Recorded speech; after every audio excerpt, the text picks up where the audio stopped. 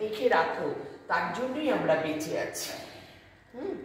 তো সেই রকম আমাদেরও অনেক দূর থেকে, সেই পাহাড়ের ঠান্ডার জায়গার থেকে আমাদের মনে হয় যে তিনি আমাদেরকে বাঁচিয়ে রেখেছেন, যেন বয়ং জীবামহে, আমরা তার জন্য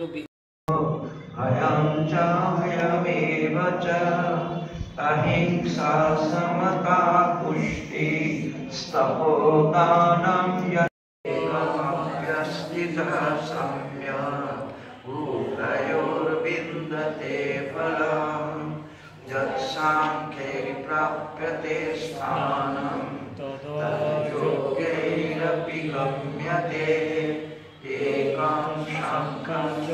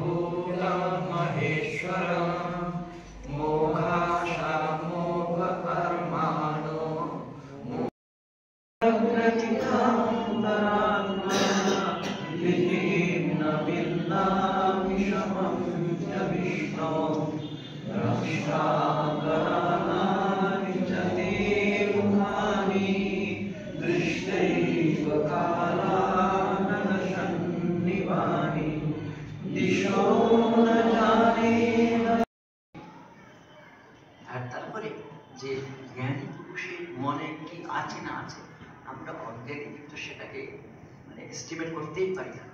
নিজেকে যেটুকু বোঝা যায় সেটুকু এইটুকুই মাত্র। কিন্তু নাতে ভগবান আলাদা আলাদা মহাপুরুষের আলাদা আলাদা প্রারব্ধ রচনা করেছে। এবং আমি যেমন বলি যে অজাত আমাদের গৌরবাদাচার্য তিনি মান্ডুক্য কারিগর করে অজাত পাত্রে সিদ্ধ করেছেন, মানে সৃষ্টি হয়নি। সেখান থেকে মুক্তি পাওয়ার জন্য আমাদের আধ্যাত্মিকতার দরকার। যেমন হাসতে হাসতে এসেছি, যেমন কাঁদতে কাঁদতে এসেছিলাম, হাসতে হাসতে চলে যাব।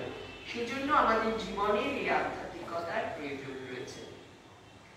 আমাদের গুরু মহারাজ শ্রী শ্রী সর্বানন্দ গিরিজি, তিনি এই শঙ্করা ট্রাস্টের প্রাণপুরুষ। তিনি সারা বৎসর ধরে আমাদেরকে এই আধ্যাত্মিক চেতনার উন্মেষ করানোর প্রচেষ্টা চালিয়ে যাচ্ছে এবং আমরা খুব কৃতজ্ঞ যে ঈশ্বর আমাদেরকে মানে তার কাছে আমাদেরকে এনে দিয়েছেন। হ্যাঁ।